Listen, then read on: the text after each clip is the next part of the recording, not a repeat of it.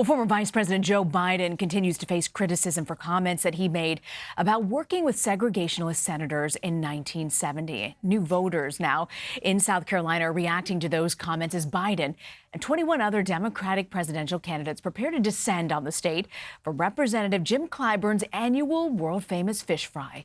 CBSN anchor Elaine Quijano is in South Carolina and actually spoke to some of those voters. I think he's good old Joe, but I think sometimes he kind of walks himself into situations like that and not being sensitive to the black culture. And so for that, I think that Jim Clyburn's comments kind of rescued him in saying that, you know, listen, I work with folks alongside the aisle. So I think Joe meant well. I think that in a situation like what he's doing, battling for the presidency, he has to be kind of careful. Well, Elaine Quijano joins us now. So, Elaine, give me a sense of what these voters are saying that they want to hear from Biden and the other Democrats. So, you know, it's interesting because on this question of this back and forth over Joe Biden's comments and his reaction to it, I wasn't the one who actually raised it. I sort of started the conversation by saying, you know, what is it that you're interested in? And when we got to the part of actual candidates, I said, what do you think about Joe Biden? And at first, some of the older voters in particular said, well, you know, he's great. He served under this country's first African-American president. At which point you had others, though, in the group, middle-aged and younger. And the person we just heard from there, Jeff, is a millennial.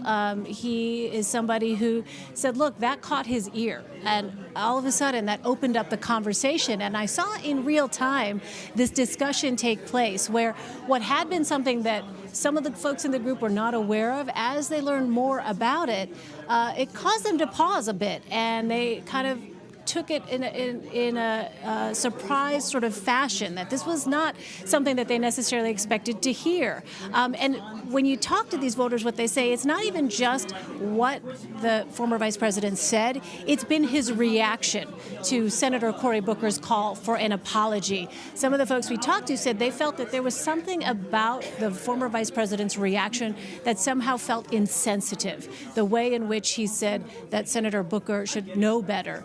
They did not appreciate that, and so they said that that is something that they're going to continue to watch. They're going to continue to pay attention to. Others in the group said, look, I don't know the full circumstances, but now that you've raised it, I'm definitely wanting to hear, at the very least, not an apology necessarily, but an explanation for sure from Joe Biden. It was so interesting to hear some of the folks say that it was the reaction to it all that sort of got them thinking a little bit more about him and what he represents. You know, you also had a chance to speak with Ohio State Senator and national co-chair of Bernie Sanders' campaign, Nina Turner. You asked her about Biden's comments. I want to play for you some of her response. This is not a trivial matter. So generational trauma is real.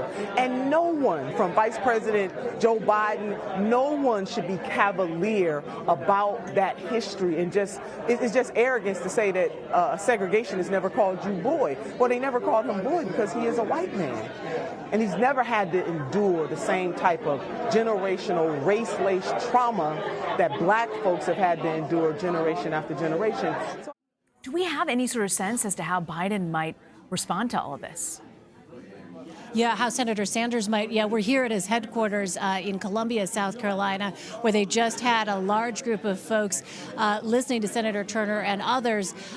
You know, I asked her, how is it? What's the message going to be from Senator Sanders when he arrives here for the fish fry regarding this issue?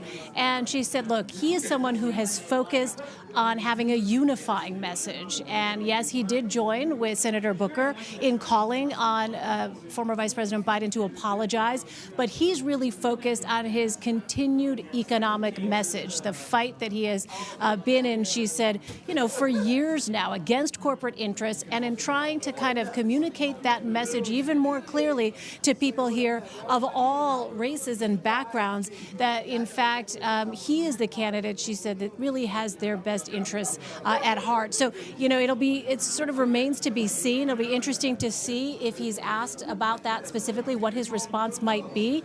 But as for now, she kind of said, well, he's going to continue with the message that he has developed over the years that he has been a public servant, and that's the message he really wants to emphasize here in South Carolina. It's so interesting. It's clearly a flashpoint that many of these Democratic candidates are trying to push Biden on this issue, from Kamala Harris to Bernie Sanders to Booker. So it'll be interesting to see what happens at this fish fry over the weekend and how Biden responds. You know, you also spoke to voters about faith. We know that's an important topic. How important is it for them, the candidate who is supportive of faith? What do they have to say on that issue? You know, it's interesting. So they are well aware of the increased attention that South Carolina is garnering this election cycle, and they are very much paying attention to who has been in this state and who has plans to come here. And they made quite clear, we want to hear from more candidates. We need to look them in the eye, and they really place a premium on those retail politics that we hear so much about, the ability to size up a candidate in person to hear what it is that he or she has to say on their specific concerns. So, you know, they're well aware of the political landscape now and the fact that South Carolina is the first in the South primary. And that status is something that they hope will draw candidates here, you know, in greater numbers, so that they can get to know not just some of these top-tier, top-polling candidates, but as one voter put it to me, I don't know if maybe it's the person who's ranked 18th or 19th who might have that great idea. I want to be able to hear that idea as well.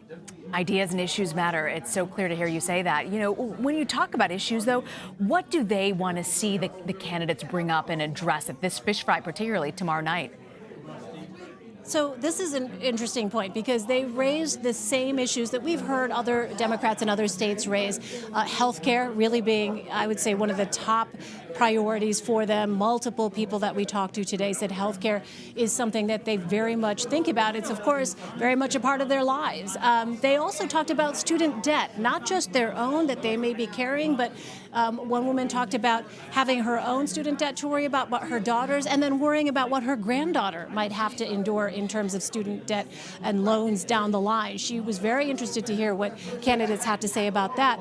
But also, in South Carolina, what we know from our latest CBS News Battleground Tracker poll is that on issues of faith, a majority of Democratic voters here say that they want to have a candidate who understands their faith. So I kind of asked these voters, how does that sort of translate? How is faith in that issue something that shapes perhaps the way you assess these candidates? And they said, look, I want to know that a candidate has a moral compass. I want to know how that faith might inform their policy proposals. Immigration, what is their policy there?